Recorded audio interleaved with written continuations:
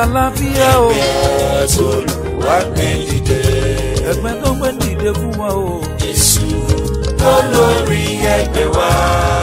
Olórí ẹgbẹ́ wa o. Èṣù kò ní bá lórí wa. Olúwa bá gbé Mósè dìde.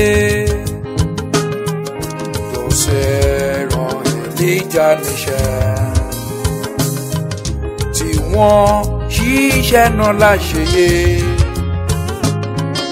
Lórúkọ Jésù àborí.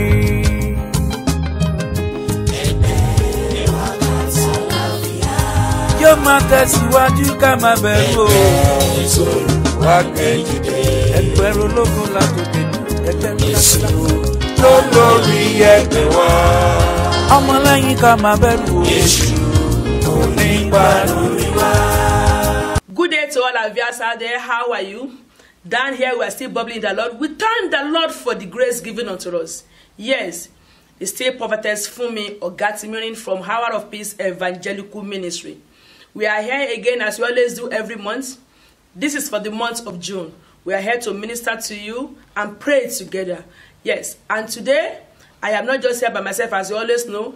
I have my Father and the Lord with me in the person of Evangelist Prophet Adebowale Bankole John, who is going to be ministering to us in the month of June and also pray with us. I do implore everybody to please share this program, invite your family and friends to be partaker of the program. And I do pray as you follow us in spirit, that Lord will minister to you. In the meantime, be seated, calm, relax, grab yourself a cup of tea or a bottle of water and listen as you go on. You are welcome, sir. Shema. Thank you, sir. Ọlọ́run àgbáyé, ọ̀wọ́n ní forúkọ rẹ̀. Ìwọ la gbẹ́kẹ̀lé, láì máa jẹ́ kójú tiwa. Bí kò ṣe pé òǹkọ́ lè nà, ó ṣiṣẹ́ lásán. Wọ́n Alpha àti Omega, rán ìrànwọ́ rẹ̀ sí wa. Àmín. Ayérayé ológo jùlọ. Everlasting Father, the most glorious one. Ìjìnlẹ̀ ìfẹ́ Ọlọ́run tó wà tí ó sì máa wà. King of glory, that has been and will continue to be. Olùbùkún jùlọ Ọlọ́run gbogbo òpin ayé. Most blessed Father, Lord of every soul. Èyí ni ẹ ti wà ká tó dá àwọn òkè. That is the one that has been before the creation. Ẹ sì wà, ẹ tún wà nígbà tí òkè ò ní sí. And you will continue to be where there's none any. Ilẹ̀ ní agbára lórí ohun gbogbo tí ẹ dá. You have power on everything that you created. Ẹ tóbi ẹ ju àwọn ọba lọ. You are so mighty and mightier than the kings. Ẹ tóbi ẹ ju àwọn òkè lọ. You are mighty and mightier than the hills. Ẹ̀rí ẹ̀yin ni iná tó wà nínú àpáta tí omi kò You lè are pa. the fire in that rock that water cannot quench. Ẹ̀yin lẹ fara yín ṣe oòrùn tí ojú Mósè kò lè wò. You are the one that turned yourself to sun that Moses cannot behold. Orúkọ yín ní agbára ó borí ohun gbogbo. Your name is so powerful and supersede everything. Ẹ tóbi ọ̀run kò lè gbà yín, ayé kò sì lè gbà You are yín. mighty, mightier that the heaven cannot contain you and the world cannot contain you. Bóyin ọlá fún orúkọ yín ní òní yìí. Glory, honor, adoration to your name today. Ẹ̀mí wọn kò gba ọpẹ́ wa. Holy Spirit accepts our thanks. A lọ nínú ọ̀rọ̀ rẹ We Ọlọ́run are now going in your ways, O Lord, fún ti oṣù kẹfà yìí. for the month of June, Èyí tó jẹ́ oṣù ìdáláre. which is the month of blessing, Oṣù tó jẹ́ oṣù ìgbéga. the month for you to be lifted, Oṣù tí a ń rìn nínú ayé àwọn ènìyàn tí ó sì ní the ìtumọ̀. month that we are going to work in people's life and we have meaning, Oṣù tí Ọlọ́run yóò rìn kọjá. that month that the Lord will pass through us. Jẹ́ kí ọ̀rọ̀ rẹ òní lórúkọ Jésù jẹ́ kó gbà wá lọ́lúwa. Oh Lord, let the word of today be able to save us. Jẹ́ kí ọ̀rọ̀ rẹ kó fún wa ní àyè ní ìjọba rẹ. Let the word of today be able to give us space in your Torí pé kingdom. ibi ìkọlà máa gbé lọ. For we are not going to be here forever. A ní ibùgbé kan tí a ń retí gẹ́gẹ́ bí onígbàgbọ́. There is a place for us, place of abode for us. Ibi mímọ́ tí kò ní sí ẹkún tí kò ní That sí only wàhálà. place where there be no crying or lamentation. Ibi tí ìbànújẹ́ lórí ọmọ yóò dópin. Where there be no sorrow over your Ibi children. tí ìbànújẹ́ lórí ìgbéyàwó yóò dópin. Where there no be sorrow on your marriages. Níbi tí àwọn áńgẹ́lì wà tí wọ́n kọrin. Where the angels are and they are singing praises unto the Lord. Yìí náà ló mú wa jáde láti máa sọ̀rọ̀ yan And Ọlọ́run. that's the reason we are out today again to speak your word. Kí àwọn ènìyàn àti àwọn kan bá sọ ìjọba yín So nù. that the people and ourselves will not lose the kingdom. Ẹ̀mí mímọ́ ẹ̀rìn kọjá nú ọ̀rọ̀ ìlú. Holy Spirit, walk through this words today. Bí ọ̀rọ̀ iṣẹ́ ń tún ayé àwọn ọ̀nà ṣe jẹ́ kó gba ayé tiwa náà. As this word is changing people's life, let it be able to save us. Má jẹ́ ká jẹ́ agbèrò nìkan Do lọ. not allow us to just be an ordinary Ohun conductor. gbogbo tí wọ́n lọ́nà ò fẹ́ nínú ayé ẹnì kankan ó yẹ túnṣe ní òní. Everything that you don't want in our life, King of Glory, begin to turn them around. Kí ayé wa kó lè ní ìtumọ̀ àti ẹ̀kọ́ rere fún àwọn So èèyàn. that our lives can be meaningful and be able to teach people. Ẹ ṣe bẹ́ẹ̀ fún Olúwa. Do this unto us, O A ó Lord. yìn ọ́. We shall continue to praise A ó Him. gbé ọ̀gá. We shall continue to glorify Jésù Him. Olúwa wa. In Jesus' name we are praying. Amen. Amen. Amen.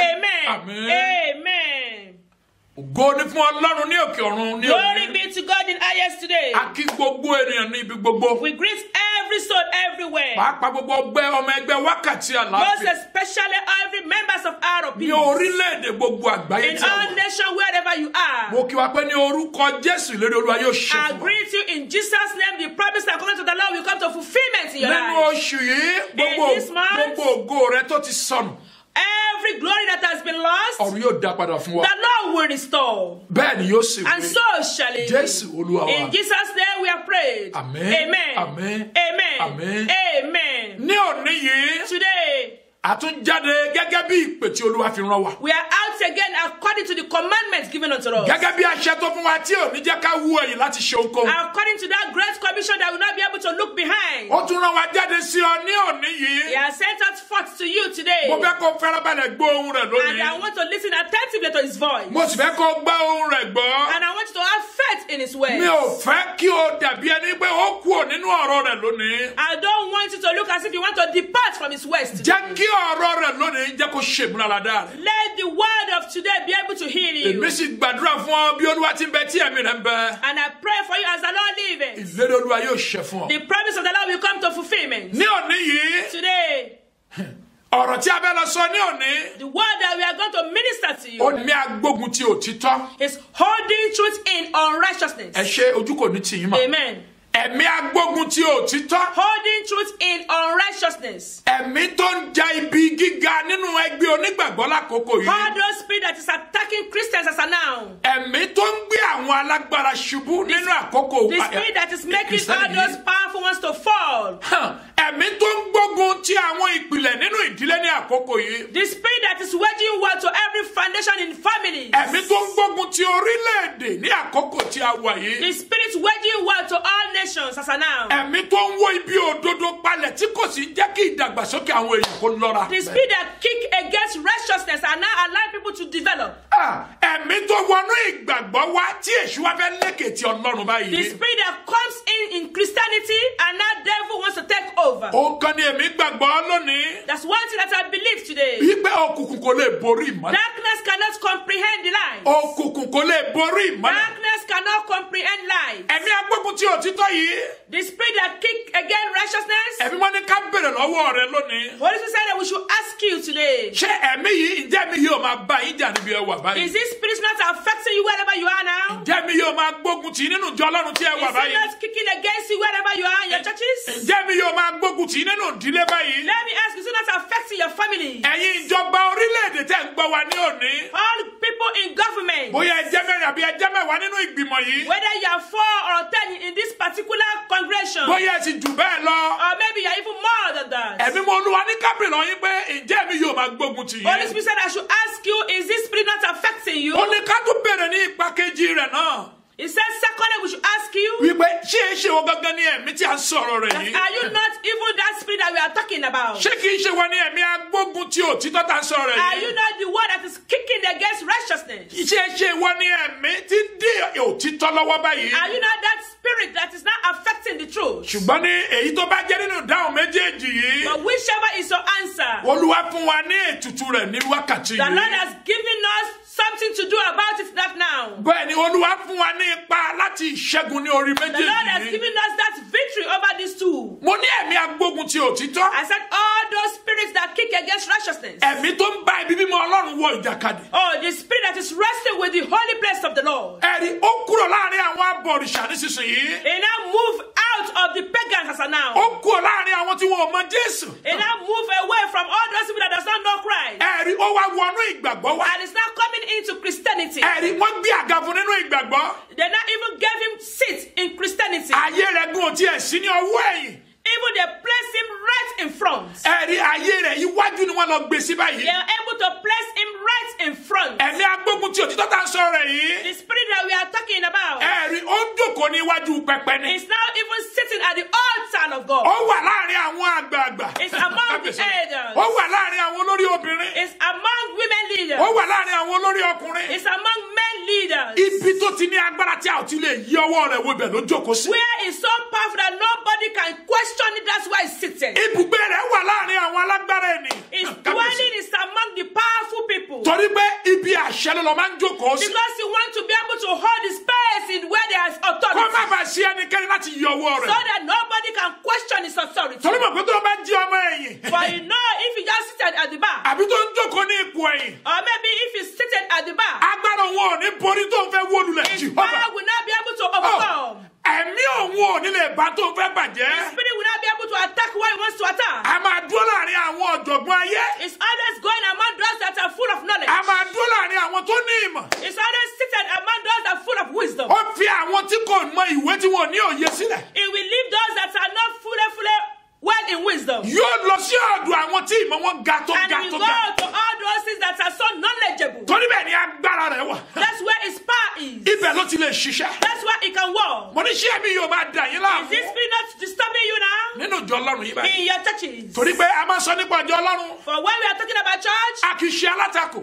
we say that we are antagonistic of any church. a ò ti sọ pé àwa ni a mọ́ jù. And we are not saying that we are perfect. torí ìwé máa sọ pé kò sí ẹni mímọ́ náà But the dàpọ̀ mọ́. Bible said there's none that is perfect. gbogbo wa là ń sáré ìjọ ọlọ́run. Everywhere we are still struggling to ṣùgbọ́n get tí gbogbo wa paid. bá ń tọ ọ̀nà èṣù lọ When báyìí. all of us is working towards the way of the devil. ṣé ọ̀run àpáàdì ò ní kún. Oh, are we not going to end up in hell? tàbá yìí sọ pé ká má bá ènìyàn wí. And if I said that we should not be able to correct people. àbí kí wọ́n máa sọ pé àwa la mọ̀ jù. Or for people not to say that we are too much of ourselves. ṣé tí gbogbo wa bá dákẹ́ báyìí. So if everybody is not silent, tí ò sí ẹni tí ó sọ nínú and ìwàásù. there's nobody to preach it to us, tí ò sí ẹni tí ó fi orin sọ and fún wa. nobody to even tell us in his song ministration, tí ò sí ẹni tí ó sọ láàrin àwọn àgbààgbà. and nobody to talk about it among the elders, tí àwọn ọ̀dọ́ náà kọ̀ tí wọ́n láwọn ò ní and gbé even ìgbésẹ̀ the yìí. youth doesn't want to take that bold step. ṣé bí ó ṣe máa rí lọ náà Is nìyí. this the way you continue to go? mò ń bí ẹrẹ ṣé tí èṣù làwọn máa I ṣe. am asking you, do you want us to end up doing the one of the devil? mi ò yà káàkiri mọ́ mọ́ bí tí mo lọ. I'm not going here and there. I know where I'm going. má rò pé mo ti sọnù ni o. Don't think that I am lost in my administration. bẹ́ẹ̀ ni mo mọ bí tí mo lọ. I know where I am going. ṣùgbọ́n láti lè ṣe ìṣẹ́gun But fún to àwọn be ẹ̀mí able to kan. be victorious in one spirit, fún àwọn ẹ̀mí kan. for over some spirits, tí wọ́n máa ń dí tí ẹ̀mí ọlọ́run yẹn ráàyè nínú wọn. that the spirit of the Lord does not have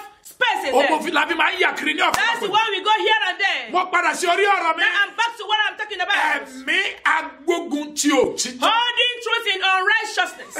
kábíyèsí ọlọ́run.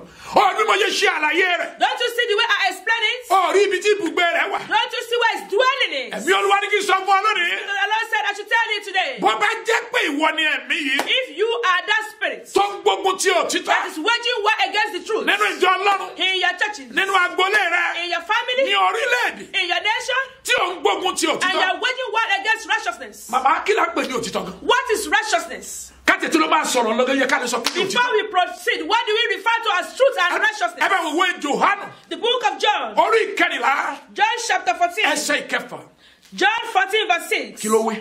And it says, Jésù wí fún un pé, ó wí fún pé èmi ni ọ̀nà ẹ̀mí ní ọ̀nà àti òtítọ́ ṣùgbọ́n àti òtítọ́ àti ìyè. àti ìyè. Kò sí ẹnikẹ́ni Kò sí tí ó ẹnikẹ́ni. lè wá sọ́dọ̀ bàbá bí kò ṣe nípasẹ̀ mi. hallelujah. Hallelujah. Jésù ní ẹ̀mí ní ọ̀nà àti òtítọ́. Jesus said, I am the way, the truth.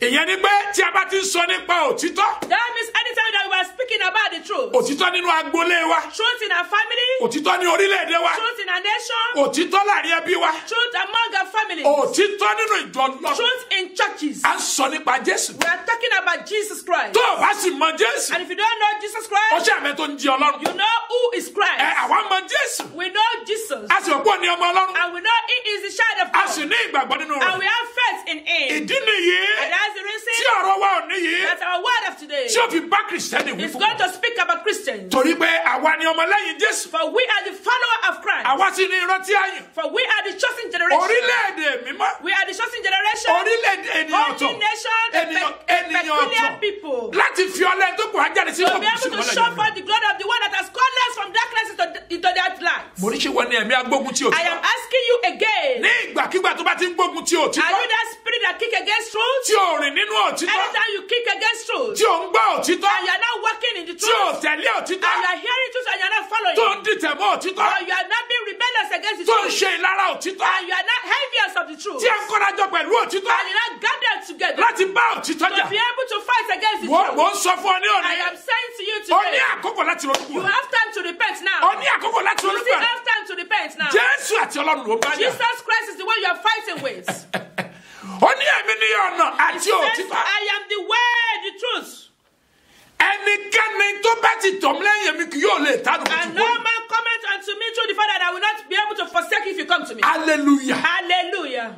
òtítọ́ sọnù ní orílẹ̀-èdè. Truth is found wanting in a nation. òtítọ́ sọnù nínú ẹbí. Truth is found wanting in a family. tó bá tiẹ̀ sọnù nínú àwọn nǹkan wọ̀nyí. Even if it's lost in those things. àwa tá a ti wá mọ Jésù. What about those of us that know Christ? àwa tí a ń pe orúkọ Jésù. Those of us that are calling the name of Christ. àwa tí a ń sọ̀rọ̀ Jésù. Those of us that are ministering His way. àwa tí a di ẹ̀rí Jésù. Those of us that are holding the testimony. àwa tá a ń rìn nínú ọ̀nà. Those of us that are walking in His way. ètò yẹ kí òtítọ́ sọnù ní àná. Must we lose truth among us? ó yà mí lẹ́nu ayé tí a wọ̀ yìí. I'm so surprised in this world that we are ó living. jẹ́ ìbànújẹ́ ọkàn fún mi It's púpọ̀. something that is so sad. wípé àwọn tó ń sọ òtítọ́. That those that are speaking the truth, wọ́n sì ń ṣubú lulẹ̀. they are falling. wọ́n sì ń gbé wọn ṣubú lulẹ̀. People are making them to fall. ṣùgbọ́n èyí tí mo sọ ẹ̀ máa ṣe àlàyé ní The abẹ́rẹ́. one that I've said now, I will explain to you. àwọn náà ń ṣubú. They too are falling, torí pé wọn ò mọ tí wọ́n ṣe. for they do not know what they are doing. wọn ò ní ìgbàgbọ́ nínú Ọlọ́run. They do have faith in the Lord. tẹ́ bá mọ̀ pé Ọlọ́run ni òtítọ́. If they know that Christ is the truth, tí wọ́n sọ tí ọkàn tí ọkàn. and they are saying it wholeheartedly, táwọn náà sọ pẹ̀lú ẹ̀gàn. and they are not saying it in rebellious or being reproached, tí wọ́n sọ nínú if òtítọ́. they are speaking it in truth, èèwọ̀ ló jẹ́ ká gbé olóòtítọ́ it is ṣubú. forbidden for anybody to make them fall. èèwọ̀ ló jẹ́ kí wọ́n ṣubú It lẹ̀. is forbidden for them to fall. ṣùgbọ́n wọ́n ṣubú wọn ò ṣubú. But whether they fall or not, ìwọ ẹ̀mí tó ń gbógun ti you òtítọ́. are the spirit that is kicking against the truth. ó mọ̀ pé òun bá Ọlọ́run jà. You don't know that you are fighting with God. ẹ wo òtítọ́ nù jọ Ọlọ́run báyìí. Let us look at the way truth is going in our churches. bí àwọn yẹn bá ti fẹ́ sọ òtítọ́. When people want to speak the truth, ẹ ó sì dìbò lóko tó bá ilé wọn lórí. you will gang up over them. ayé ó dẹ̀ ṣú ọ̀pọ̀lọpọ̀. And many of them will be frustrated. ẹ̀rí ọ̀pọ̀lọpọ̀ tẹ́tí lọ nínú ìjọ Ọlọ́run. Don't you see how many you've chasing away out of your churches? ẹ̀rí àdúrà wọn tí ẹ ti fi ogun bájà. Don't you see how many of them that wage war against? ogun ìfọwọ́sowọ́pọ̀ ẹ̀ máa ń tẹ̀sí fi gbé ṣubú You lẹ̀. gang up over them, you don't know how many of them that has fallen. ẹ lè fi ọwọ́sowọ́pọ̀ lórí ogun tó ń ja ènìyàn mọ́. You cannot more gang up together on the problem that is affecting someone. kò sí ìfọwọ́sowọ́pọ̀ láti mú ìdí àwọn ènìyàn kúrò. There's no coming together to pray and victory for people. kò sí ìfọwọ́sowọ́pọ̀ fún àwọn tí kò ní ìbùkún ní àárín yín Oh, mọ́. you cannot pray together and come together to pray for those that are not blessed among ṣùgbọ́n you. à ń fi ọwọ́ sowọ́pọ̀ láti gbé àwọn But you olùgbòsù. can come together to make people that are righteous to fall. ní ìgbà míì a máa mú wọn láti ṣọ́ wọn nínú ohun wọn láti gbé wọn ṣubú. Sometimes you'll be looking and monitoring them to find a way to make them fall. ní ìgbà míì a yan àwọn ènìyàn tí wọ́n láti máa ṣe láti máa mọ́nítọ̀ ìrìn àjò wọn láti gbé wọn ṣubú. Sometimes you even Ó máa appointed ṣe. people to monitor them to make them fall. ní ìgbà míì a ó sì pẹ́ bí kótó pé ọ̀rọ̀ tí lágbájá fẹ́ sọ lónìí a ò ní gbà sí lẹ́nu lónìí. Sometimes we will gang up together and hold a meeting that whatever she's going to speak today, we are not going to ẹ listen. máa dúró àwọn oníwàásù tí wọ́n ti jáde kúrò nínú ìjọ Ọlọ́run yín. Don't you know how many preachers that have left your churches? ẹ mọ iye àwọn tó ní ẹ̀bùn tí wọ́n ti fi ìtara àti ìbànújẹ́ kúrò láàrin. Don't you know how many talented people that has gone away from you? torí pé ní ìgbàkigbà tó bá ti mẹ́nu bá òtítọ́ báyìí. Because anytime that they want to speak the truth, láti sọ ibẹ̀ tí ẹ ń ṣe yìí kò bá òfin they'll Ọlọ́run. be able to correct you and tell you whatever you are doing is not the way of the Lord. ìjọ náà ni wọ́n ti ń rìn nínú ogun. Since that day, they started working in problems. ìjọ náà ni ọmọ wọn ò ní ní àlàáfíà Since mọ́. that day, you not give their children peace. láti ọjọ́ ìwọ bẹ̀rẹ̀ sí máa From láàlákàlà. that day, they begin to have a very terrible bad dream. ẹgbọ́n ṣé ogun òdílé yẹ kó tún wá ṣé ogun náà jọ ṣe kó tún lè ju ogun náà òdílé. Now, let me ask you, problem in churches must seem even be more than problems in our families? mo ń bi yín léèrè nílẹ̀ níbo láwàá sá lọ I báyìí. am asking you now, where do you want us to run to? ṣé bíbí a sọ pé orúkọ Olúwa But we say that the name of the Lord ilé ìṣọ́ agbára ni.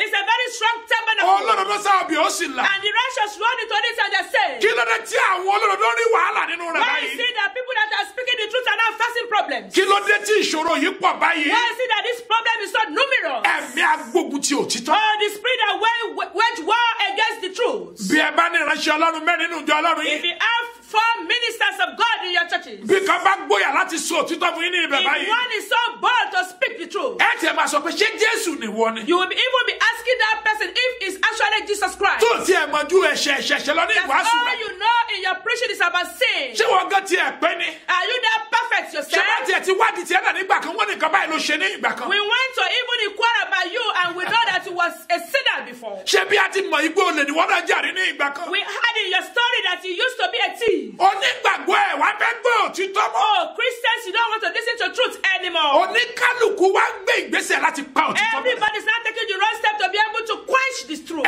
ìgbàkigbà tí a bá ti ń tẹ òtítọ́ mọ́lẹ̀. Anytime we are stepping over the truth, tí a jẹ́ kí òtítọ́ ṣiṣẹ́ bó ṣe yẹ kó that we do ṣiṣẹ́. not allow the truth to speak the way it's supposed to do. ó ní ẹ̀mú ọlọ́run fi sá kúrò lẹ́yìn. That's the reason why the Holy Spirit move away ẹ bá mi from wo us. ìwé Rome The book of Romans. orí ìkíní.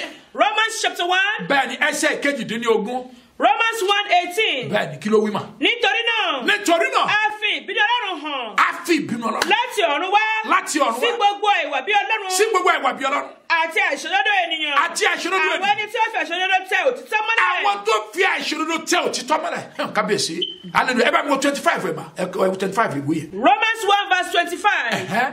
Àwọn ẹni tí ó yí òtítọ́ Ọlọ́run padà. àwọn tó yí òtítọ́ ọlọ́run padà. Wọ́n yí padà sí èké. wọ́n yí padà sí èké. Wọ́n sì bò ó. wọ́n bò ó. Wọ́n sì sí ẹ̀dá ju ẹlẹ́dàá lọ. ẹ̀gbọ́n wọ́n sí ẹ̀dá ẹni tí a dá ju ẹlẹ́dàá lọ. kábíyèsí Ẹni tí ń ṣe olùbùkún títí láé. ẹni tó lè fún ọ ní ìbùkún títí láà àmì ẹ wo 28 ẹ̀ sí ma. Verse 28. Kí ló wí? Àti gẹ́gẹ́ bí wọ́n ti kọ̀ láti ní ìrú Ọlọ́run ní ìmọ̀ wọn. bẹ́ẹ̀ni Ọlọ́run fi wọ́n fún ìyè ríra. láti ṣe òtítọ́. Láti ṣe ohun tí kò tọ́. hallelujah. Hallelujah. mi ò fẹ́ ká gbà àkókò ni màmá. I don't want to waste your time. wọ́n fi àìṣòdodo bo òtítọ́ mọ́lẹ̀. They are using unrighteousness to cover the truth. ha àṣé ẹ mọ̀ yìí pé òtítọ́ ń bẹ ẹ sì ní àìṣòdodo náà pẹ̀lú. So you know that there is truth and you know that there is unrighteousness. ẹ̀yin bàbá wa nínú Olúwa. Our fathers in the Lord. ẹ̀yin màmá wa nínú Olúwa. Our fathers in the Lord. ẹ̀yin ènìyàn ní orílẹ̀-èdè àgbáyé. Every soul everywhere. ẹ̀yin tẹ́ wà níbi ìjọba. All those that are in government. ẹ jíjí òdodo ní àkókò You need to yìí. be able to arise to the truth right now. onígbàgbọ́ ẹ fura.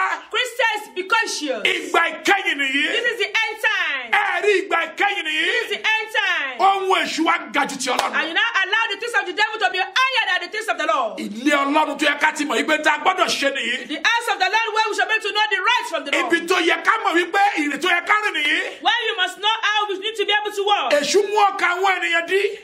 The devil is now making people to be so adamant. kò fún wọn ní orí ọ̀fẹ́ láti ronú He mọ́. does not give them the grace for them to be able to think deeply. wípé ọ̀nà tí àárín yìí kò máa bá ìfẹ́ That Ọlọ́run. the way that we are going is not the will of the Lord. wọ́n tún gbé àwọn olótìtọ́ dìde láàrin wọn. And they now make people to rise up within them láti máa sọ òtítọ́ àti òdodo. to be able to speak the truth and righteousness. láti sọ ohun tí Ọlọ́run fẹ́ fún To wọn. be able to say what the Lord has worked for them. ẹ rí ogun tó tún dojú kọ wọn Don't báyìí. you see the way they are attacking them? ẹ wo dúró àwọn tí a ti gbé ṣubú. Look at those people that are falling. ọ̀pọ̀lọpọ̀ náà àwọn tó ń sọ òtítọ́ yìí. Many of those that are speaking the truth ẹ ti mú wọn bínú ní ọ̀pọ̀lọpọ̀ ìgbà. made them to be upset in many times. tí ò yẹ kí àwọn gan ó ṣe. That they are not supposed to do that. ìgbẹ́ bẹ́ẹ̀ ni ohun kọsẹ̀ kò lè bá ṣaláì. Remember that it's not possible for sin not to come. ṣùgbọ́n ẹnikẹ́ni tó bá ti pàṣẹ rẹ̀. But woe unto that person ègbé ni fẹ́ nínà. who it came through. hallelujah. Hallelujah. mo sọ fún ọ lónìí. I'm speaking to you today. bó o bá jẹ́ ẹ̀mí agbógun ti If òtítọ́. you are the one that is kicking against the truth, Ọlọ́run ló ń bá you jà. are fighting with the Lord. ó bá ènìyàn You jà. are not fighting with anybody. ogun Ọlọ́run ló ń bá You jà. are fighting with the host of God. torí ó ní ọ̀nà. Because it is the way, òtítọ́ the truth, àti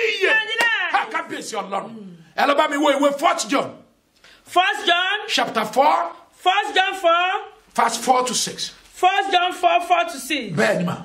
Ẹ̀yin ọmọ mi, ẹ̀yin ọmọ mi. tí Ọlọ́run lé ẹ̀yin, ẹ̀yin la àwọn tí a ń bá wí lọ́wọ́lọ́wọ́ nìyí. ẹ̀yin sì ṣẹ́gun wọn. ẹ̀ ṣiṣẹ́ gun wọn. Nítorí ẹni tí ń bẹ nínú yín ẹ tó wà nínú. tóbi ju ẹni tí ń bẹ nínú ayé lọ. kábíyèsí Ọlọ́run. ẹ kà síwájú sí bàbá ó kù. Tí ayé ni wọ́n. tí ayé ni wọ́n. Nítorí náà ni wọ́n ṣe ń sọ̀rọ̀ bí ẹni tí ayé. bí ẹni tí ayé. Ayé sì ń gbọ́ tiwọn. ayé gbọ́dọ̀ gbọ́ Tí tiwọn. Ọlọ́run lè wá. Tí Ọlọ́run lè wá. Ẹni tí ó bá mọ Ọlọ́run. ẹ tó bá mọ Ó Ọlọ́run. ń gbọ́ tiwa. ó ń gbọ́ tiwa. Ẹni tí kì bá ṣe ti Ọlọ́run. Ẹni tí kì bá ṣe ti Ọlọ́run. Kò gbọ́ tiwa. Kò gbọ́ tiwa. Nípa èyí. nípa Tí èyí ẹ̀ wá làwọn fi mọ̀ ẹ̀mí pé òtítọ́ ẹ̀mí òtítọ́. àti ẹ̀mí èké. ẹ kà ní èyìnbó màmá ẹ jọ. 1 John 4 from verse 4. Ye are of God, Yes. little children, Yes. and have overcome them. Yeah. Because greater is he that is in you than he that is in the world. They are of the world, therefore speak they of the world, and the world heareth them. We are of God. Yes, ma'am. He that knoweth God heareth us. He that is not of God heareth not us. Hereby know we the spirits of truth and the spirits of error. hallelujah. Hallelujah. ìdí nìyí tá a fi mọ ẹ̀mí òtítọ́ àti ẹ̀mí èké. That's the reason why we know the spirit of truth and those that are lying. Ọ̀rọ̀ yìí ń lọ sí ọ̀dọ̀ ẹ̀yin tí ẹ ń sọ òtítọ́ Ọlọ́run. This word goes to those of you that are speaking the truth of God. Bóyá ẹ rí wàhálà kan tàbí ìdààmú kan. Whether you are facing one tribulations and trials. Bóyá ìṣòro kan dojú kọ yín báyìí. Whether you are facing with one particular problem or not. Ẹ ń wá ọ̀nà láti ṣe àtúnṣe nǹkan. And you are finding a way to be able to correct some few things. Ẹ sì gbé òtítọ́ lẹ́nu fi ṣe ìrìn àjò And you yìí. know only truth that you can journey with it. Ṣùgbọ́n nínú ìrìn àjò yìí. But in that journey, Bóyá nínú ìjọ Ọlọ́run rẹ. maybe in your churches, Láàrin agboolé ni. among your family, Ní orílẹ̀-èdè ni. in the nation, Pé bí nǹkan iṣẹ́ lọ kò dára. that as this thing is going, it's not good. Báwo ni a ṣe ṣe tí ò fi dára? How are we going to amend it? Kí ni ojútùú tí a wá sí ọ̀rọ̀ yìí? What is the solution to it? Ṣùgbọ́n ìgbésí òtítọ́ tí ẹ̀ ń gbé. But that step of truth that you are taking, Láti bàtí ẹ ti ń gbé ìgbésẹ̀ yìí. since you decided to take that step, Ó ní ogun ti borí ogun fún people yín. have been waging war against you. Ó ní ẹ̀mí èṣù ti ń tọ̀ yín wá. Since that time, devil has been tormenting Ó lẹ you. ti ń lá àwọn Since àlákàlà. that time, you've been starting to have a Ó lẹ bad ti rí dream. àwọn ìjì oríṣiríṣi. And you have seen all those word winds. Ẹ̀mí máa wí pé ẹ má bẹ̀rù. Holy Spirit said, I should tell you, Ẹ fear bá not. mi ẹ ka ìwé yẹn fún àwọn ènìyàn kí wọ́n lè gbọ́ lẹ́ẹ̀kan sí. Let me read it to you again. The book of 1 John, Thank you, man. chapter 4, Yes. from verse 4. Yes. Ye are of God, Bẹ́ẹ̀ ni iṣẹ́ ń gbọ́. little children, Ẹ máa gbọ́. and have overcome them. Yes. Because greater is he that is in you Ah, ó máa ṣe o. than he that is in the world. Jehovah. They are of the world, Uh-huh. therefore speak they of the world, and the word heareth them. Kábíyèsí. We are of God. Kábíyèsí. He that knoweth God heareth us. He that is not of God heareth not us. Hereby know we the spirit of the truth, and the spirit of error. Ó ní ẹ̀yin ẹ mọ̀ wípé ẹ̀yin ti ṣẹ́gun wọn. He said that you know that you have already overcome them. Torí pé tó ń bẹ nínú yín ó ju ti ayé lọ. Because greater is he that is in you Kí and wá ló greater than the kí ló world. ń dẹ́rù bọ̀ láti sòtítọ́? So why are you being scared to speak the truth? Ìwé tí a kà yìí ni ìwé Jòhánù kínní. What we just read to you is the book of 1 John, Orí ìkẹrin. chapter 4, Ẹsẹ̀ ìkẹrin dé ìkẹfà. verses 4 to 6. Mo ní kí ló ń bà ọ́ lẹ́rù I said, báyìí? why are you scared? À ń gbógun ti òtítọ́. They are going to wage war against the truth. Màá sọ fún àwọn tí ojú wọn rí tí wọ́n rí wàhálà nínú òtítọ́ And sísọ. I will give you an example, those that saw problems in speaking the truth. Àwọn tí a dà láàmú nínú òtítọ́ sísọ. Those that were being tormented for speaking the truth. Máa rántí pé o sọ òtítọ́, o sọ òtítọ́, ó fi ayé ẹ̀ṣẹ̀ ilẹ̀. Always remember that whether you speak the truth or not, you are going to die. Ikú ni wọ́n fi ń dẹ́rù bọ̀ tó jẹ́ kó fẹ́ máa dákẹ́ láti sọ òtítọ́. They are making you scared because of death. And that was why you want to be silent for speaking the truth. Ní ìgbà mi bóyá èrò ń jẹjẹ ni wọ́n fi ń dà ọ́ láàmú ló jẹ́ kí èrò máa bọ̀ àti sọ òtítọ́. Maybe it's poverty that they are using to attack you, and that's why you are scared to speak the truth. Bóyá owó ìrìn àjò rẹ yí pé mi ò máa ní ẹnìkan ló jẹ́ kó máa fà sẹ́yìn láti sọ òtítọ́. Or maybe you just look at your journey that you don't have anybody. That's why you are relenting in speaking the Ẹ truth. ṣe ẹ̀mí máa ní wípé ó ti ṣẹ́gun wọn torí pé tó ń bẹ́nu rẹ ju ti ayé lọ. Holy Spirit said you are victorious. You already overcome because those that is in you, he that is in you is mightier than that in the world. God will bless you ma. Amen. Ìyẹn ni pé bóyá ò ní ọ̀rẹ́ láàrin wọn ìwọ nìkan náà bó ṣe fẹ́ bá wọn ṣe tó wọ́n ṣe àyíyá ọ pàtì ni olóńdẹ̀rù wọn láti sọ òtítọ́ kábíyèsí Ọlọ́run. Maybe you don't seem to have any friends among them. The way you are trying to move closer to them, they just depart from you because you always speak the truth. And that's why you are scared. Ìwọ mọ̀ pé ọ̀rẹ́ ayé ohun asán ni. Maybe you don't know that friendship of this world is enmity to God. Bẹ́ẹ̀ni ó ní ìbárí ayé ìṣọ̀tá Ọlọ́run ni. Friends of this world is enmity to God. Ìwé onílẹ̀ tó sọ ó ní ọ̀rẹ́ ayé kí ló já mọ́. Of nothing, no value, any friends of this world. Ohun ayé lásán lásán. It's just the thing of the world. It's vanity upon vanity. Mímọ́ ló ní kí n sọ fún ọ ní òní. Holy Spirit said I should tell you today. Wípé ṣé à ń gbógun ti ọ nínú òtítọ́? Are they waging war against you because you are speaking the truth? Ṣé o ló jẹ́ kó paṣẹ Ọlọ́run tì Are báyìí? you being tormented and that's why you want to stop? Ṣé o ló jẹ́ kó dé ṣọ́ọ̀ṣì yẹn mọ́ And that's báyìí? why you don't want going to that church? Ṣé o ló jẹ́ kó pa ẹgbẹ́ yẹn tì And that's báyìí? because you don't want to go into that band anymore. Ṣébi tó lọ́wọ́ òní gbógun ti ọ Let me bẹ̀rẹ̀? not ask you, wherever you want to go, would they wage war against you? Nínú ìdílé rẹ kọ́ ṣé wọn ò ní Even gbógun ti what ọ? about your family? Would they wage war against you? Àrí àwọn ọmọ ìyá àti bàbá kọ́ tí wọn ò ní gbógun Among ti your ọ. siblings, would they not attack you for being speaking the truth? Torí wọ́n mọ̀ igbó máa ń sọ òtítọ́. For they know that you always speak the truth. Dandan ló sì jẹ́ kí olótìtọ́ kó rí ogun. And it is compulsory. Anybody speaking the truth, we always see problems. Dandan ni kò rí ọ̀tá. You will have enemies. À ń tẹ̀sán tó ga sì tún ní àkókò tó We wà. are going to proceed because we are still going forward. Mo fẹ́ kí ọ̀rọ̀ yìí kó yí ọ I lónìí. want to fully understand this situation of today. Mo fẹ́ kí ọ̀rọ̀ yìí kó wọnú ọkàn I lọ. want this word of today to go deeply in your heart. Ẹ̀mí agbógun tí òtítọ́ là ń sọ̀rọ̀ rẹ̀ We yìí. are talking about all those people that are kicking against the truth. Tí kì í jẹ́ kí òtítọ́ kó fi ara That mọ́. will not allow the truth to be established. Olúwa ní kí n sọ fún ọ. The Lord said I should tell you. Má jẹ́ kí ohunkóhun Do not allow anything kó di ọwọ́ láti sọ to òtítọ́. disturb you from speaking the truth. Má jẹ́ kí Do ohunkóhun not allow anything kó di ọ lọ́wọ́ to disturb you láti rìn nínú to òtítọ́. walk in truth. Rìn nínú òtítọ́. Walk in truth. Rìn nínú ìwà mímọ́. Walk in holiness. rìn ní ọ̀nà tó pé. walk in the way of the Lord. ṣùgbọ́n ìwé ẹ̀mí tó ń gbógun tí o ti But wá. you, that spirit that is kicking against the truth, o nílò láti ronúpìwàdà. you need to repent. torí wípé ọlọ́run ló ń bájà bí mo ṣe You sọ are fún ọ. fighting the Lord. bí o bá ronúpìwàdà If you do not repent, ìgbẹ̀yìn lè burú ju bó ṣe lérò lọ. oh, the percussion will be worst. ẹ̀mí tó wà nínú rẹ tó ní kó máa ṣe yìí. That spirit in you that is leading you to do that ẹ̀mí amúnikọ́sẹ́ni is that spirit that will make you to stumble. kì í ṣe ẹ̀mí ọlọ́run. It is not the spirit of the kò Lord. lè ràn ọ́ lọ́wọ́. It cannot help you. kò lè gbé níbi tó Be bẹ́ẹ̀ dé. able to take you to wherever you want ó to lè get rò to. pé o ti wà níbẹ̀. You might be thinking that you are there already. ó lè ní èrò lẹ́yìn ní tòótọ́. You might have so many people following you. ó lè ní ọmọ lẹ́yìn tó ń tẹ̀lé You have ọkùnrin. so many followers. ṣùgbọ́n òpin rẹ̀ ikú ni. But the end of it is death. torí pé gbogbo ẹ̀mí tí ń gbógun ti òtítọ́. Every spirit that is kicking against the truth, a rí nínú ẹ̀mí ọ̀tẹ̀. we can find them being rebellious. ẹ̀mí ọ̀tẹ̀ kì í ṣe ní èrè kan And ju this ikú lọ. rebellious spirit doesn't have not have any the word than death. ṣègbọ́n bíbélì ni ọ́. You too, you know your Bible. bó o bá ti ka bíbélì. And even if you don't read your Bible, èmi ò sọ fún ọ lónìí. I will tell you today. ọmọ tí Sátánì Kórà tí Ábúráhámù You ṣe. know what happened to Dr. Korah and Abraham? sí Mósè. You know what they did unto Moses? orí ìwà tí wọ́n wù sí. You saw what they did unto Moses. ṣé borí tó ṣẹlẹ̀ sí. Don't you see what happened to them? èyí tí Ámánì ṣe ń kọ́. What about the one Ammon did? kò sí ẹ tó ń di ọ̀tẹ̀. There's no one that was rebellious. tó ń lọ ní èrè. That God scot free. Júdásì fi ẹ̀mí olè àti ọ̀tẹ̀ dìtẹ̀ mọ́. What about Judas? láti dìtẹ̀ mọ́ Ọlọ́run. He waged war against Christ. tó bá lọ́wọ́ ní ẹ̀mí ọ̀tẹ̀. If you say that's under the rebellious spirit, ẹni tó ń tẹ̀ lẹ́yìn. what about the one that is following? ẹni tó ń gbàdúrà The fún. one that is praying for him? báwo ni ó ṣe fi ẹnu kò ó lẹ́nu. How will he be able to kiss him? láti fi hàn fún àwọn To be olùkọ́. able to identify him to those that want to kill him. nǹkan kan náà ni ó jọ di ẹnìkan lọ́wọ́. Something will happen to you to disturb someone. bóyá torí òyìnbó tó ń sọ tó ń dùn ọ́. Maybe because of the truth that is speaking. àbí torí tó fẹ́ nígbà Or nínú maybe tí because òtítọ́ of rẹ̀ ń what bàjẹ́ you mọ́ want lọ́wọ́. to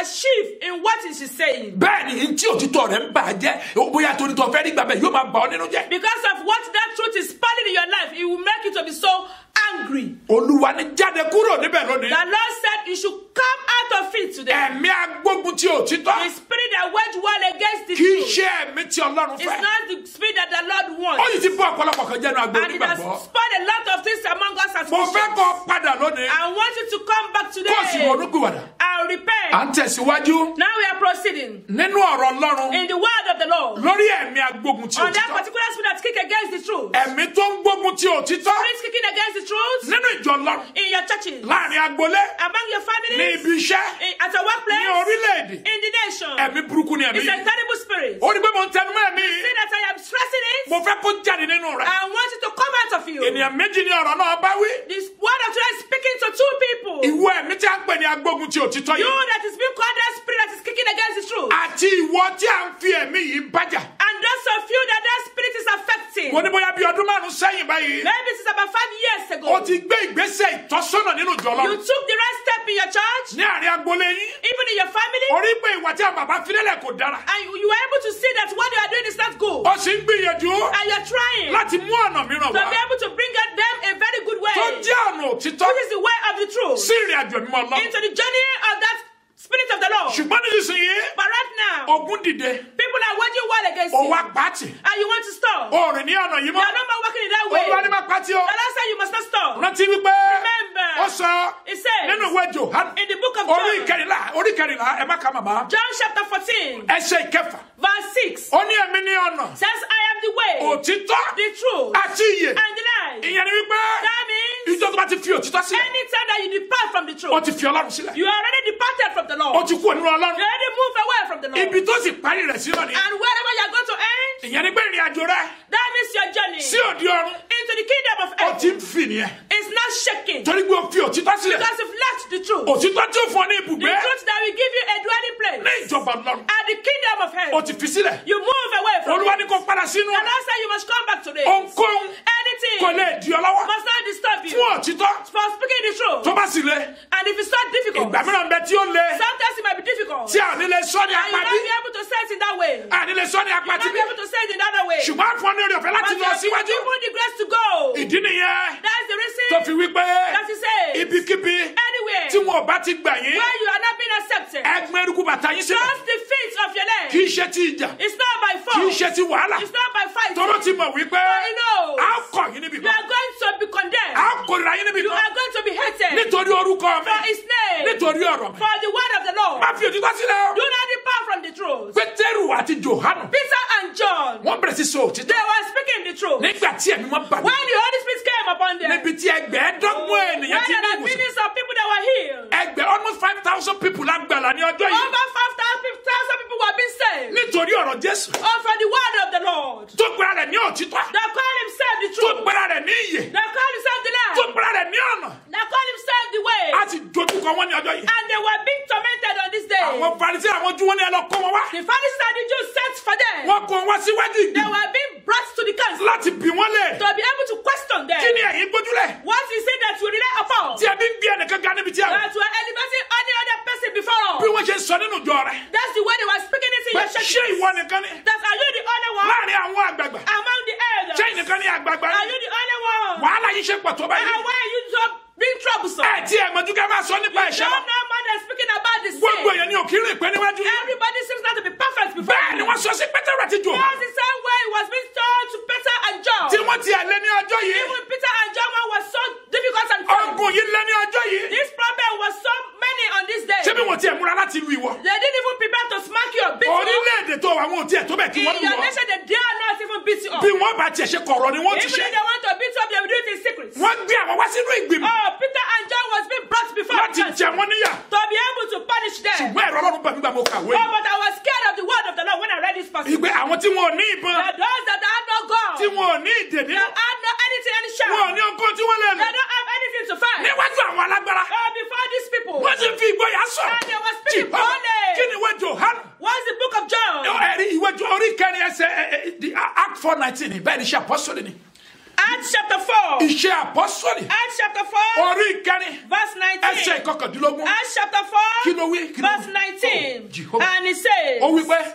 But Peter and John answered and said unto them, whether it be right in the sight of God to hearken unto you more than unto God, judge ye. Ṣùgbọ́n Pétérù, òun Jòhánù dáhùn, wọ́n sì wí fún wọn pé, bí ó bá tọ́ ní ojú yín Ọlọ́run láti gbọ́ ti yín ju ti Ọlọ́run lọ, ẹ gbà á rò. kí ni ẹsẹ̀ ogun wí. Verse 20. Àwa kò ṣáà lè ṣàì má sọ ohun tí àwa ti rí. àwọn ọ̀nà ìṣàì má sọ tí a bá ti rí Tí tí a wọ́n sì fún ti wa. gbọ́. tí a ti gbọ́ láti ọ̀dọ̀ Olúwa. But we cannot speak Oh, the Jehovah. things Hallelujah. which we have seen and heard. hallelujah. Hallelujah. Ọlọ́run tó máa pe àwọn náà mà nìyí. This is the Lord that has called them. àbúrò pé Ọlọ́run Pétérù àti Jòhánù ó yàtọ̀ sí ti sísìn. Or maybe you are thinking that the Lord of Peter and John is different from your God now. ṣèbí ìwé iṣẹ́ apọ́sítélì náà ni apọ́sù Paul ti bẹ́ òun fẹ́ lọ kú ní Jerusalem. It was in this particular passage, the book of Acts of Apostles, that Paul said he wants to go and die at Jerusalem. àwọn aríran ní àwọn rí wọ́n fi okùn dì í lọ́wọ́. And the vision, as the prophet said, that they saw that he was being tied up hand and leg. ó ní mi ò lọ fún dídì nìkan. He said, I'm not just only going there to be bound, ṣùgbọ́n mo fẹ́ lọ láti lọ kú. but I want to go there to die. kí ni wọ́n ti rí ìṣòro tó tó yìí. What is it that you are passing through? àwọn tó gbógun ti ìṣòro Ọlọ́run. All those that are waging war to Christ, tí wọ́n gbógun ti òtítọ́ Ọlọ́run. that they are waging war against the truth of the Lord, tí wọ́n gbé ogun ti òtítọ́ láàrin that ẹgbẹ́. they are kicking against the truth among your brethren. wọ́n ẹ lè jẹ́ mẹ́wàá nínú ẹgbẹ́ yẹn. You might be 10 among them, èèyàn mẹ́jọ ó sì kóra papọ̀. and 8 of them will be gathered together. wọ́n á ní o ní kò sí bó ṣe lè sọ̀rọ̀ láàrin iṣẹ́. They will say, you dare not speak. kò sí ọ̀nà tó lè gbégbà nínú There's ẹbí no yìí. way that you can go about it. ní orílẹ̀-èdè yìí kò ní ṣe é ṣe In sẹ́. this nation, it will never be possible. ṣé níbi ìjọba ìlú yìí ṣe bàjẹ́ tó yẹ orílẹ̀-èdè wa tí a ti wá níbi àti wá lọ́rùn yìí. With the way everything is going on around now, ẹnì wọ́n kò sí àwọn olótìtọ́ ni. are you thinking that there are no people that are speaking the truth? ẹ̀mí agbógun ti òtítọ́ pọ̀ ju òtítọ́ lọ ni. People that are kicking against the truth are more than those that are speaking the truth. ẹ̀ẹ́dì tí wọ́n ti bẹ́ sọ ìtọ́ wọn ó sì pa wọ́n dànù. Anytime that they want to start speaking the truth, they will kill them. ẹlòmíì wọ́n pa ọmọ ẹlòmíì dà. Some of them, their children will be killed. wọ́n á jí ọmọ ẹlòmíì gbé lọ. Some of them, their children will be kidnapped. wọ́n bò sọ ó kú. Whether you say it or not, you are going to a die. sì ti kọ́ sílẹ̀.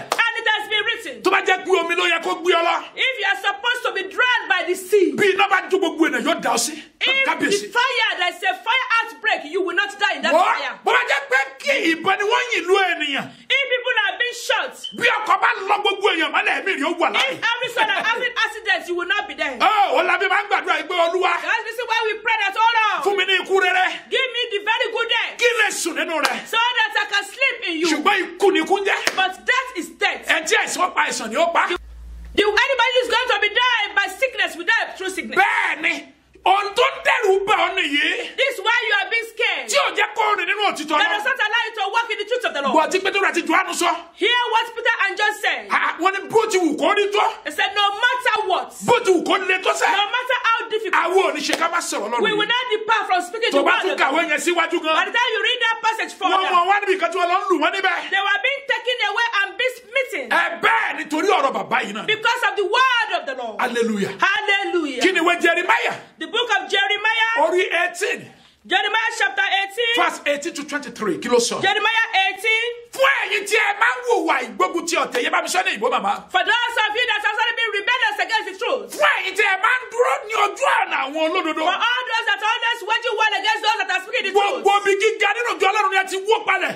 every high place in your churches has been broken down. Ẹ̀yin tí a sì ń pè ní olórí ní iwájú rẹ̀ ẹ̀ kí kíyèsára ní And ọ̀pọ̀. even those of you that are leaders, you are not being careful. Gbogbo ẹ tó bá ti ń ṣe ohun tí ẹ fẹ́ ni olótìtọ́ àti Only olódodo. those that are dancing to your tune are the one that you count as being righteous. Àwọn tí ò bá ti ṣe ohun tí ẹ fẹ́ wọn kì í sọ òtítọ́ wọn All kì í sọ. those that are not working towards your way, you seem to condemn them. Gbogbo ẹni tí ò bá ti gbé yín sókè àwọn ni olódodo ṣùgbọ́n àwọn tí ò bá ti ṣe wọn kì í ṣe olódodo. All those that does not elevate you higher than God, they are no more righteous before thee. Ṣé ẹ ní àwọn òtítọ́ Ọlọ́run ni? Are you going to tell me that you do not know the righteousness of the Àbí ẹ Lord? rò pé ayé ni èmi àti yín ó máa gbé? Or you are thinking that we are going to be here forever? Ó ní bí ebi ayé tilẹ̀ pa mí. He said, God, even if I pour this physically, Bàbá yóò bọ́ mi. Heavenly Father will feed Ó ní me. èmi ti wà ní èwe. That I once used to be a child, Èmi sì dàgbà. and now I am whole. Èmi ò tí ì níbi tí a ti I kọ́ have ọdún never sílẹ̀. seen a righteous being forsaken. Tàbí kí wọ́n mọ̀rẹ̀ máa That ṣàdúrà. he shouldn't beg to eat. Bàbá tó bá nínú òtítọ́ You Olúwa. now know that if you walk in the Tí ó Lord, rìn ní ọ̀nà rẹ̀. if you are walking in His way, Ebi ayé ò gbọdọ̀ pa you ọ́. will not lack anything. Ohun tó wọ̀ gbọdọ̀ wọ̀n. Anything scarce, you will not be scared of Ìyà ò anything. gbọdọ̀ jí ọ́. You will not be punished. Kí ló dé tàwa pa òtítọ́ mọ́? Why are we not stopping from speaking the truth? Ẹ wo ìyá àjọ tí ẹ̀jọ́ sí òtítọ́. Oh, let's see that mother, the church mother that you are not allowed her to speak. Àfìgbà tí ẹ fi ogun lé kú òun sọ̀rọ̀. Not until when you chase them out of your church. Ẹ wo bàbá ẹgbẹ́ akọni tó fẹ́ sọ òtítọ́. Oh, look at that man in choir. You don't allow him to speak the truth. Àfìgbà tí ẹ lé dànù. You just chase them away from Ẹ that. wo pásítọ̀ tí wọ́n transfer Look wá at láti that headquarter. pastor that was being transferred from headquarters Tí to wọ́n church. gbé wá sí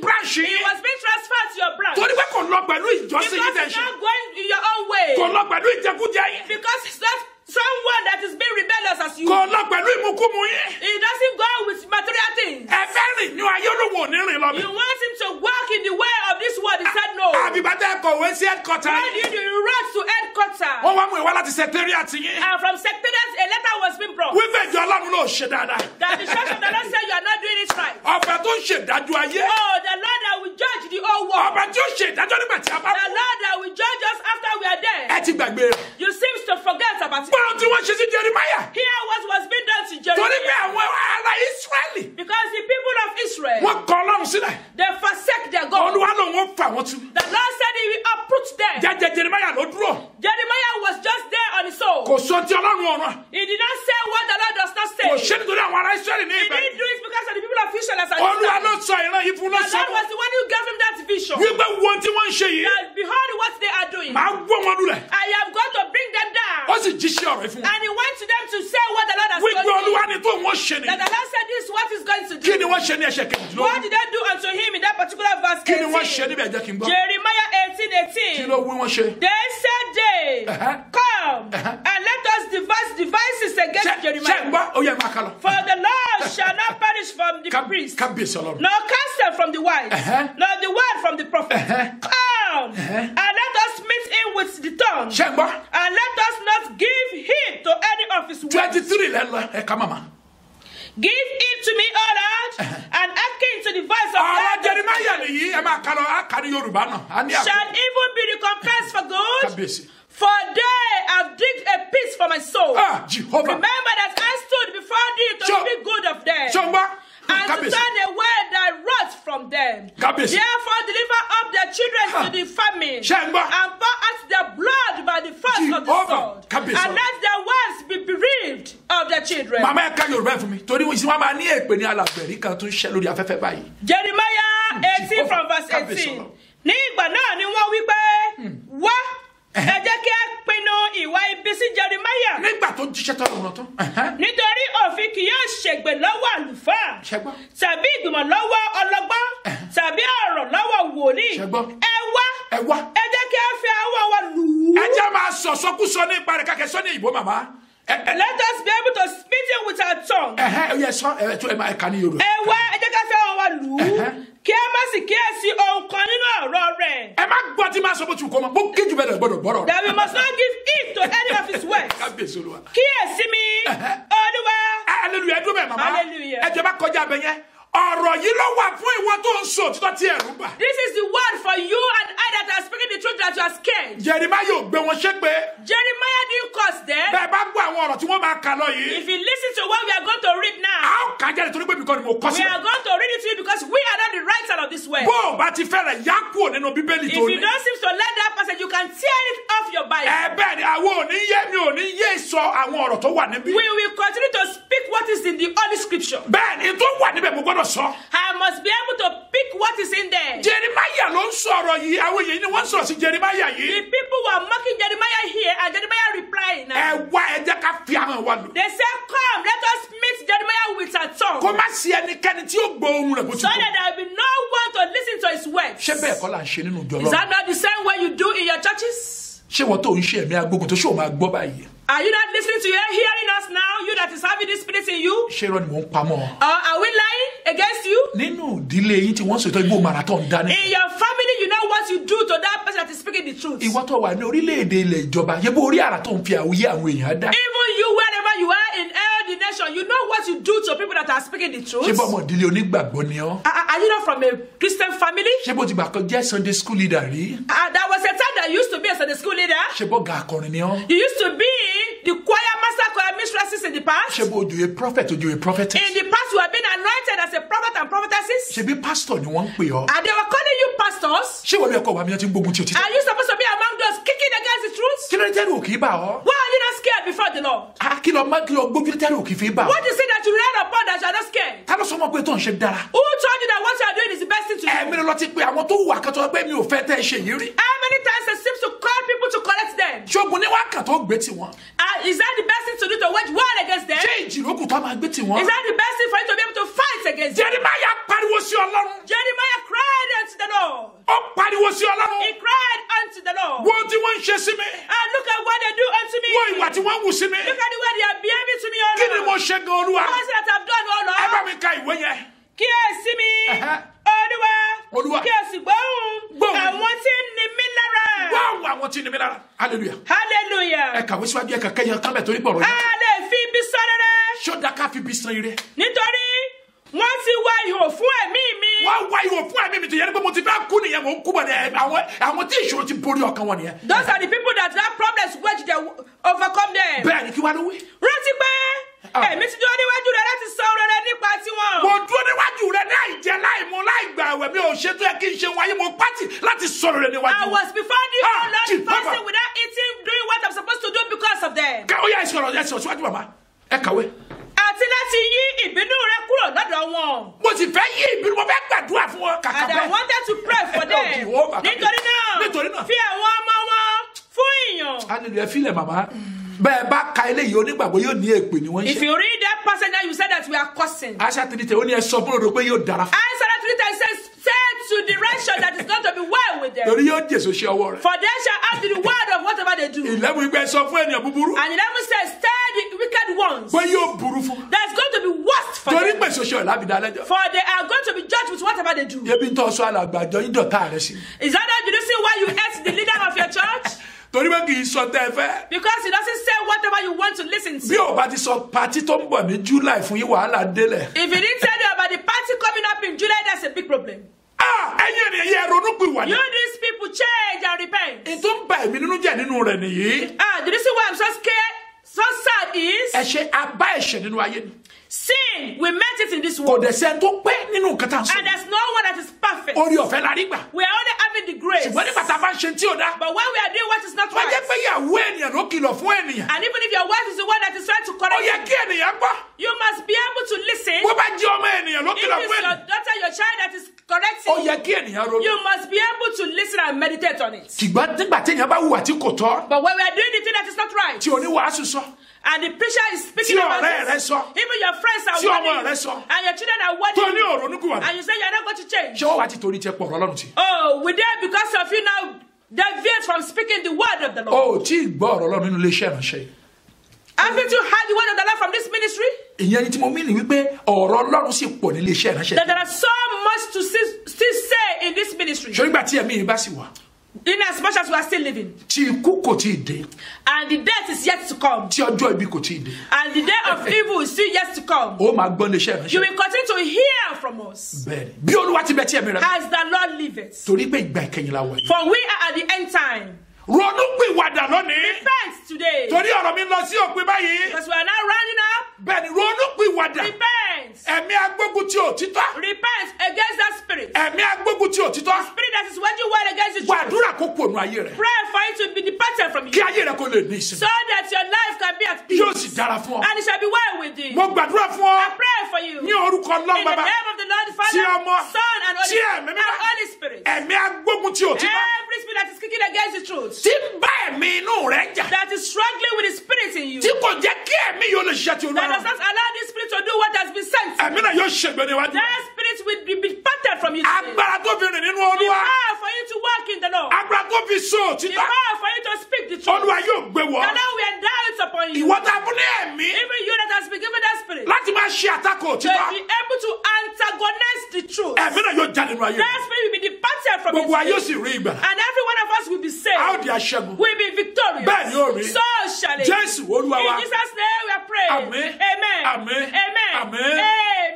Kò jù Amen. báyìí lọ fún ti oṣù yìí. That is it for this month. Sá fún ẹ̀mí agbógun ti òtítọ́. Run away from that spirit that kick against the truth. Ìwọ náà sì máa sọ òtítọ́. And you too try to be speaking the truth. Yóò sì dára fún ọ. And it shall be well with Rántí you. pé ọjọ́ kọkàndínlọ́gbọ̀n Remember on the 29th oṣù kẹfà of June ọdún 2018 yìí 2018 ó ní ìsọjí ayérayé is that great revival tí a ti kéde rẹ̀. that will be announcing to you. Ògo ni fún Ọlọ́run. Glory be to God. Wípé oṣù náà bá ní ayọ̀ àti And the àlàáfíà. month we are here now, Wọ́n bẹ̀ mí àti wọ́n ní in ayọ̀ that àti month and we àlàáfíà. are still at peace. Ní orúkọ Oh, Jésù, in Jesus' name, ọjọ́ ayọ̀ ni ó jẹ́. it's going to be a day of joy. Máa bọ̀ pẹ̀lú ìgbàgbọ́. Come with your faith Wá bá wa yin Ọlọ́run and come and praise the Lord fún with àjọ̀dún us. ọdún kejì. For that anniversary of Àti the orí second ọ̀fẹ́ year rẹ̀ tí a rí gbà. and the grace that we Yóò are sì able to dára receive. fún ọ. And it shall be well with you. Àlàáfíà Ọlọ́run May alààyè. the peace of the Kó máa Lord bọ̀ ọgbẹ́. be with you. Orí ọ̀fẹ́ rẹ̀ And his grace kó wà pẹ̀lú rẹ̀. continue to be Bẹ́ẹ̀ with ni yóò rí. you. So shall Kò it ní be. yí padà. It will never be Àṣẹ́gun. reversed. Authority has Jésù spoken it. Olúwa wa. In Jesus' name we pray. Àmín. Amen. Àmín. Amen. Àmín. Amen. That is it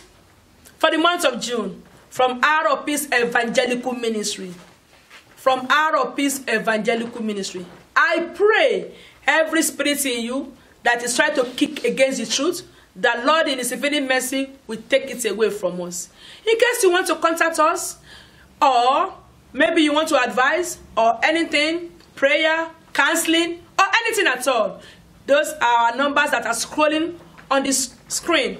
Please feel free to call us on those numbers. And again, you can even send us a WhatsApp message or text message. We'll surely get back to you. Or you can send us an email at hourofpeace2016@gmail.com. I repeat, hourofpeace2016@gmail.com. May the Lord be with you, the Lord keep you, and make His face to shine upon you. Until next month again, bye.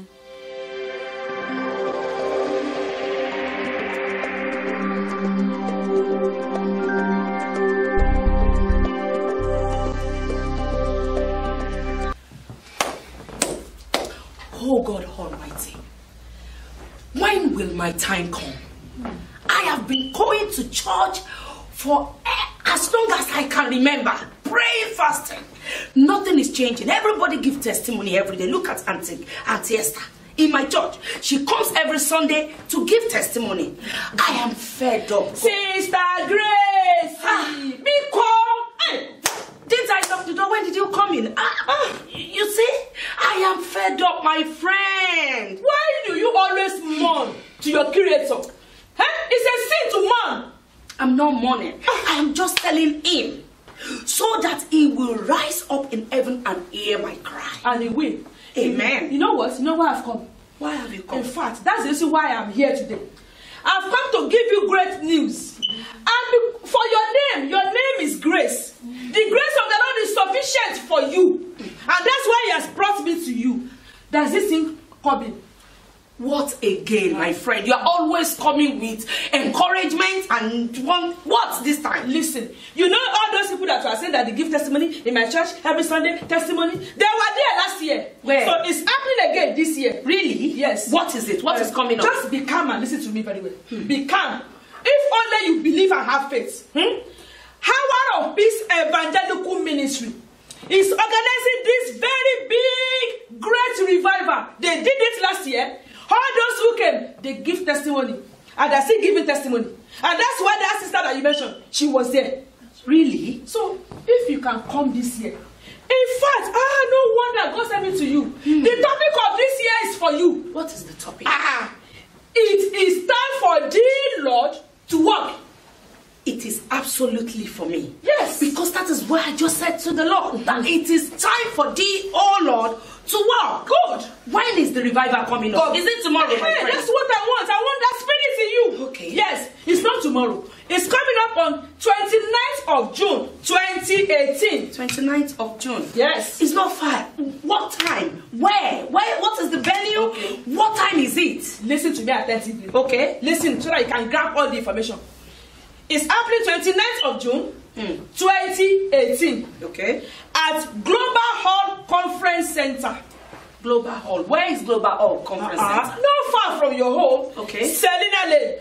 This same Selina Lane? Yes. Okay. Opposite Dairy Crest. Oh, it's on the main road. Yes. Opposite Dairy Crest. Yes. The hall is by the right hand side. That's turning in.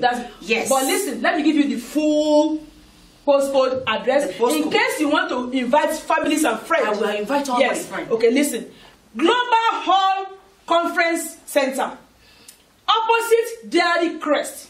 Selina Lane. RM8 1QH. Yes. And it's starting 10 p.m. through to 5 a.m. That's very good. It's a vigil. What time will the gate be open? Oh, the gate is going to be open at exactly 8 o'clock. If you want to find a comfortable place to sit, come early. I will come. Because that place is always jam-packed. It was serious last year. My friend, thank you so much for telling me that. Yes. For this great revival coming up, I will surely be there. But in case I want to call, what contact number? Do you have contact number? Yes, darling. You can contact them on 07939 198946. Not only that, another number 07550 804 352. Okay. Yes. Those numbers are very important. Yes. In case we are coming and we need to call or something or before that day. Thank you so much, my friend. You have actually given me inspiration now. Yes. Why did you keep that information from me? It's just because it's time for God to work. We will surely be there. It is time, yes. We are coming and together. the Lord will answer your prayer. The Lord will answer my Testimony prayer. will be And yours. thank God. ọ̀rẹ́ ṣó gbọ́ pé àkókò ti tó àkókò ti tó fọlọ́run láti ṣiṣẹ́ àkókò ti tó ẹ̀yà ara gbáre àkókò ti tó. ẹ̀rín ayọ̀ tún máa pẹ̀kẹ́ gbogbo ènìyàn. tòró Ọlọ́run wákàtí àlàáfíà asọ̀rọ̀ máyẹ̀ tó ti ń tiṣẹ́ ìránṣẹ́ Hour of Peace Evangelical Ministry lẹ́yìn tún máa múlẹ̀ rí ayọ̀ṣẹ́ nínú àjọ̀dún ọdún kejì àti sọ́jí alágbára ńlá ni ti Hour of Peace Evangelical Ministry open tá a pàkórí ẹ̀ ní Olúwa ó tàkókò fún ọ láti ṣiṣẹ́. It is time for the Lord to work. tàmọ̀ṣẹ́ ní Friday June 29, 2018 ní Global Conference Hall Selina Lane Dagenham RM8 1QH opposite Dairy Crest Milk Industry. bẹ̀rẹ̀ látago mẹ́wàá alẹ́ sáago 5 ìdájí 10 p.m. to 5 a.m. nínú second year anniversary Hour of Peace Evangelical Ministry yìí Ọlọ́run máa bọ́ sójú iṣẹ́ nítorí ọ̀rọ̀ ayé tiẹ̀ náà. jẹ́ ká jọ pàdé ní Global Conference Hall Selina Lane Dagenham RM8 1QH opposite Dairy Crest Milk Industry lọ́dún 29 June from 10 p.m. to 5 a.m. kó o gbégbá ọpẹ́ kí wọ́n náà kó ìrìn àjò wọnú ògo. fẹ́kùnrẹ́rẹ́ àlàyé ẹ pè 0793 9198 946 àti 0755 0804 352. Oh yes, the mighty hand of God shall liberate you at the second anniversary and powerful revival of Hour of Peace Evangelical Ministry that will take place on the 29th June 2018. Time 10 p.m. to 5 a.m. at Global Conference Hall, Selina Lane, Dagenham, RM8 1QH, opposite Dairy Crest Milk Industry. For further information, call 0739 9198 946 and 0755 0804 352. Because it is time for God to work wonders in all areas of your life, and your goodness shall permanent. Join us as you shall experience peace in Jesus' name. If you believe in His power, agbára